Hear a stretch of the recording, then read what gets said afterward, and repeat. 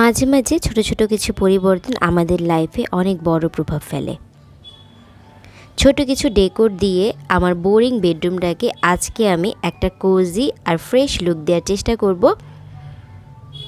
আসসালামু আলাইকুম এভরিওয়ান, রূপালীর দিনরাত্রির পক্ষ থেকে আমি রূপা আপনাদের সবাইকে স্বাগতম জানাচ্ছি আমার নতুন আরেকটি ডেইলি লাইফ ব্লগ দেখার জন্য। কিছুদিন ধরে মনে হচ্ছিল আমার বেডরুমটা একটু বোরিং হয়ে গেছে, তাই আজকে আমি ছোট ছোট কিছু চেঞ্জ করে আমার বেডরুমের একটা নিউ ফ্রেশ লুক ক্রিয়েট করার চেষ্টা করব। দেখা যাক কেমন হয়, আর আশা করছি শেষ পর্যন্ত আমার সাথেই থাকবেন। তো আমার খাটের যে এই কর্নারটা ছিল, এই কর্নারটাতে আমি ছোট্ট একটা টেবিল রেখেছি, ফোল্ডিং টেবিল। এটা আমার বাসায় আগে থেকেই ছিল, দেখা যেত মাঝে মাঝে টুকটাক কাজে ব্যবহার করতাম। তো আজকে চিন্তা করলাম আমার এই যে জায়গাটা, এই জায়গাটাতে এই টেবিলটা খুব সুন্দরভাবে সেট হয়ে যায়, তাই এই টেবিলটা আমি এই কর্নারটাতে রেখে দিলাম। আর আমার পছন্দের কিছু ডেকোর আইটেম দিয়ে টেবিলটাকে একটু ডেকোর করে নিব। এই কর্নারটা বানাচ্ছি শুধুমাত্র আমার জন্য। আমি এই জায়গাটাতে আমি আমার মি টাইম স্পেন্ড করব, একটু চা খাবো, একটু গল্প পড়ব বা বসে বসে কিছুক্ষণ সময় কাটাবো। তাই আমি আমার মতন করে এই জায়গার লুকটা চেঞ্জ করার চেষ্টা করেছি। তো আমি কিছুদিন আগে এই যে ল্যাম্পটা কিনেছিলাম, তারপরে এই মিররটা কিনেছিলাম, এখনও কিন্তু আমি এগুলো দিয়ে কোনো কিছুই সাজাইনি। তো আজকে আমার এই টেবিলের লুকটা চেঞ্জ করার জন্য এগুলো খুব কাজে আসছে। আর এই ছোট্ট কিউট প্যান্ডাটা রেখে দিচ্ছি, এটা আমার কাছে এত কিউট লেগেছে, মানে এটা যেখানেই রাখি সেই জায়গার লুকটাই মনে হয় চেঞ্জ হয়ে যায়। এখন যেহেতু দিনের বেলা হয়তো বা লাইটিংটা খুব ভালো বোঝা যাবে না, রাতের বেলা এই জায়গার লুকটা খুবই সুন্দর লেগেছে আমার কাছে।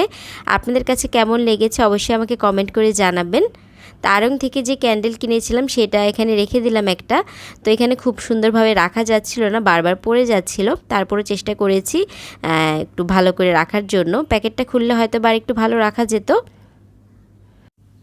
আর এখানে আমার পড়ার মতন একটা বই রেখে দিলাম, আর কোরআনের অনুবাদ, বাংলা অনুবাদ, এই বইটাও রেখে দিলাম। মাঝে মাঝে দেখা যায় এখানে একটু মি টাইম যখন কাটাবো বইটা একটু হাতে নিয়ে পড়া যাবে। এই জায়গার লুকটা কেমন লাগলো অবশ্যই কমেন্ট করে জানাবেন। আর আমি আমার এই বেডরুমের পর্দাগুলোও কিন্তু চেঞ্জ করে দিয়েছি।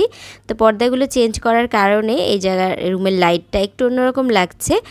তো ওর জন্য ভিডিওতে খুব একটা আলো বোঝা যাচ্ছে না, হয়তো বা রাতের বেলার আলোটা একটু বেশি ভালোভাবে বোঝা যাবে।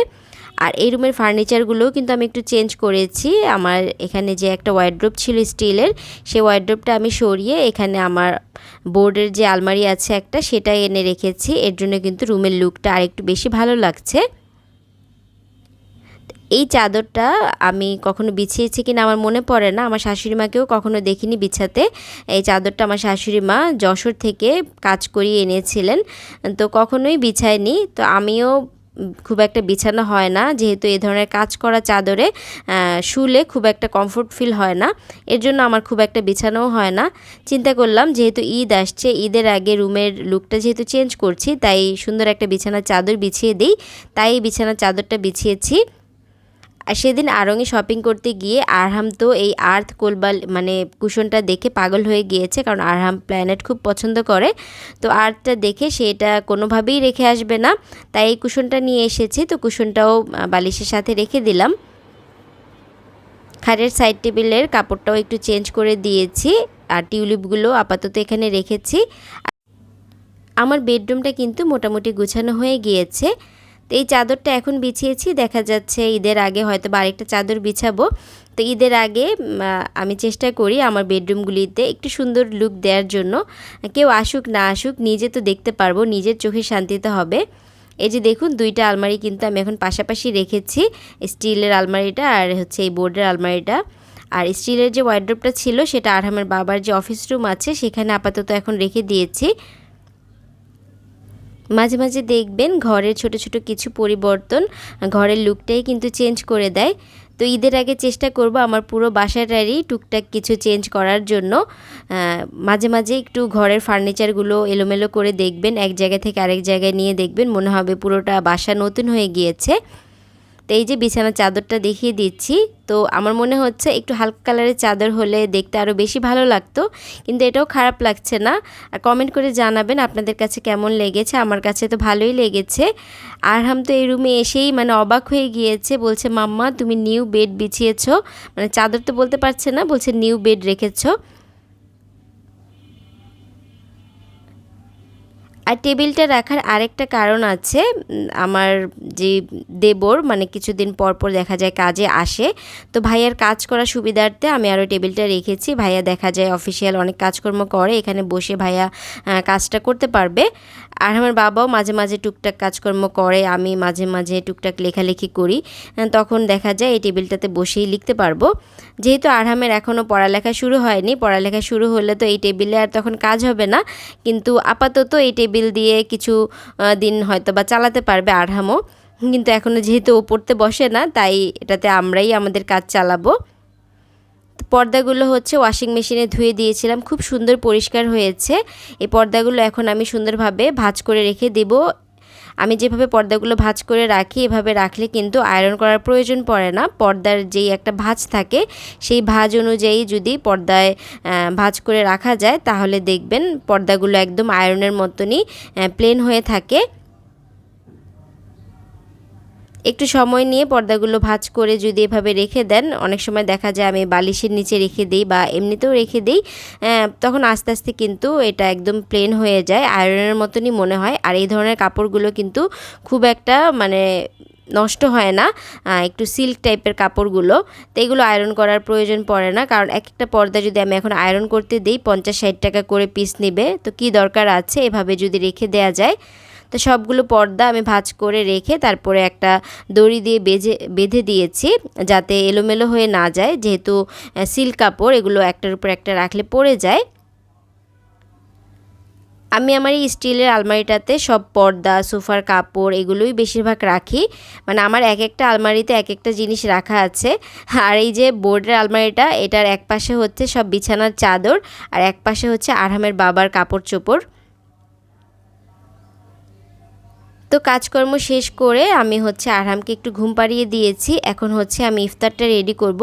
আর আজকের ইফতারটা আমি একা করব, কেউই নেই। আসলে ইফতার টাইমে একা একা ইফতার করাটা খুব একটা ভালো লাগে না আমার কাছে, কারণ সবার সাথে ইফতার করতে বা পরিবারের আপনজনদের সাথে ইফতার টাইমটা কাটাতে কিন্তু বেশি পছন্দ করি আমি, ভালোও লাগে সেটা।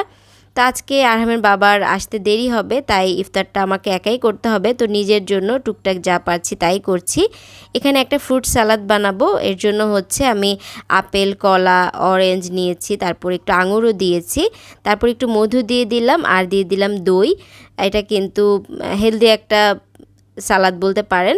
আর এখানে হচ্ছে স্যান্ডউইচ বানাবো, 2 পিস পাউরুটি ছিল, তো সেটা দিয়ে চিন্তা করলাম একটু স্যান্ডউইচ করে ফেলি। তো এখানে আমি হচ্ছে ডিম সিদ্ধ করে নিয়েছি, আর একটু হচ্ছে শসা, গাজর এগুলো দিয়েছি।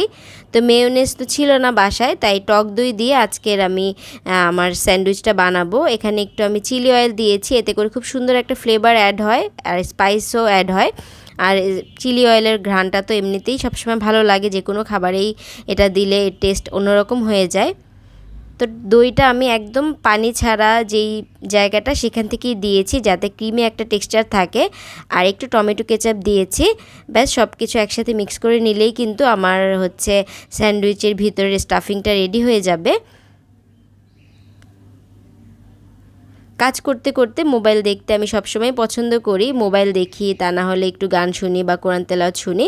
যে কোনো কিছু একটা করতে থাকলে মনে হয় যে কাজে একটু বেশি উৎসাহ পাওয়া যায়, তাড়াতাড়ি কাজটা শেষ হয়। মাঝে মাঝে দেখা যায় কাজ করার সময় আমার ছোটো বোনকে ফোন দিই, কথা বলতে থাকি আর কাজ করতে থাকি, তখন কাজটা আর খুব একটা প্রেশার মনে হয় না, কথা বলতে বলতে কাজটাও হয়ে যায়। আজকের এই স্যান্ডউইচটা আমি স্যান্ডউইচ মেকারেও দিব না বা চুলাতেও গ্রিল করব না, সিম্পল এভাবেই রাখবো, অনেকটা ক্লাব স্যান্ডউইচের মতো।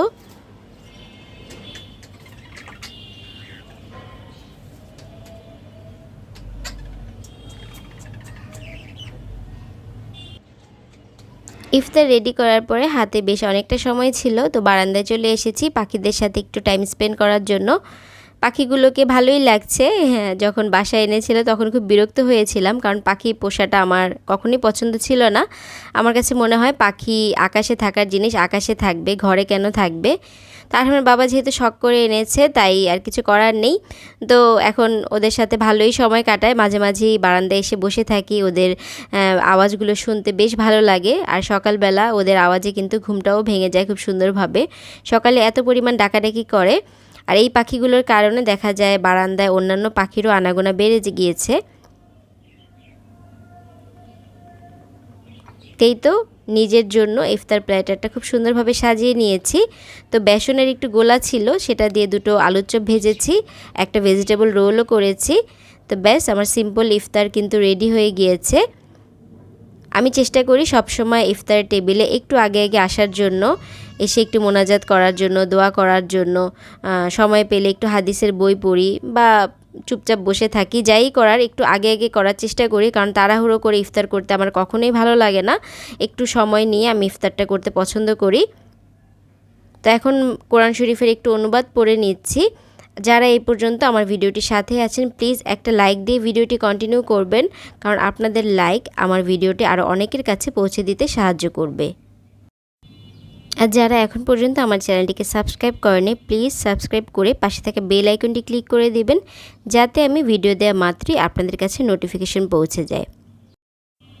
অন্যান্য সময় দেখা যায় ইফতার টাইমে আরহাম জেগে থাকে, আর আজকে এমনিতেই একা, আর আরহামও ঘুমাচ্ছে, এর জন্য আরও বেশি একা একা লাগছে।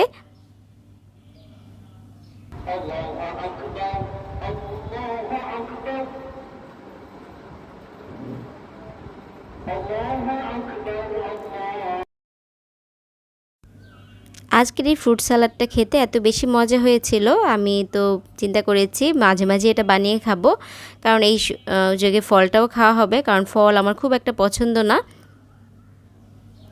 তো আজকের মতো এখান থেকেই বিদায় নিচ্ছি। সবাই ভালো থাকবেন, সুস্থ থাকবেন, দেখা হবে পরবর্তী কোনো ভিডিওতে। ঈদের আগে তো টুকটাক অনেক প্রিপারেশনই করব, ইনশাল্লাহ চেষ্টা করব সব কিছুই আপনাদের সাথে শেয়ার করার জন্য। আল্লাহ হাফিজ, আসসালামু আলাইকুম।